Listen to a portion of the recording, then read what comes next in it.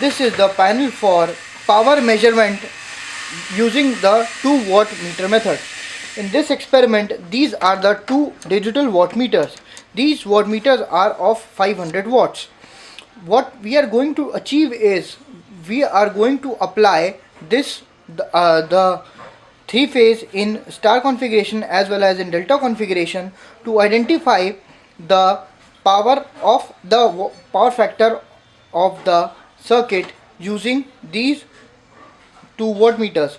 The formula that we are going to use is phi is equal to cos into tan inverse of root 3 W1 minus W2 upon W1 plus W2. I will show you the formula in the calculation process when I will take to the calculation later on. First of all, let us do a basic understanding of the panel. This is the MCB which will provide the short circuit protection. These are the three LED light indicators for each of the phase. These are the voltmeter and the current meter which will measure the input voltage as well as the input current. These are the two digital watt meters. As you can see, these are multifunction watt meters which can show you voltage, current, line frequency, power factor and wattage. Everything can be observed on a single meter. These two watt meters, one watt meter is connected in R phase, another watt meter is connected in the Y phase. This is the switch. The purpose of this switch is to change from delta to star these outputs.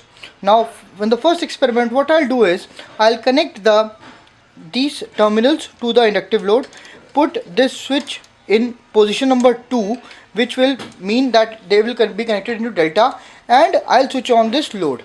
Then let us take out the reading and calculate the reading from that. First of all, let's run the panel, then we will verify these readings that I have already taken. So let's start the panel. Now we are switching on the 3-phase supply. Now we will apply the load delta configuration. We'll apply the load, and now we'll note down the readings. Our voltage is 429, our current is 0.77, our wattage is now let us put the watt meter in manual mode by pressing on the A by M button. This will put the watt meter in manual mode, and we'll measure the wattage. By pressing the program button, the wattage will be displayed. As you can see, the wattage readings are 161 and 155. These are the only two readings that we require to perform the experiment. After noting down these two wattmeter readings, we will switch off the panel. First of all, switch off the load, then the MCB, and then the main MCB. Now let me show you the readings. With this reading, you can see these are the connections that is being made. This is the delta connections. Between R and Y, a bulb is connected in series with the inductive coil. Similarly here, between Y and B, a inductive coil and a bulb is connected in series, and between R and B, a bulb and an inductive coil is connected in series. Now let us talk about the readings. As you can see from the panel, we have just shown the readings we have noted down. This is 161.3 and 155.3. 155. Now as you can see, I have shown you that the power factor was 0.80. If you do the calculation on a calculator for cos pi factor 0.80, you will get this reading 0.990254.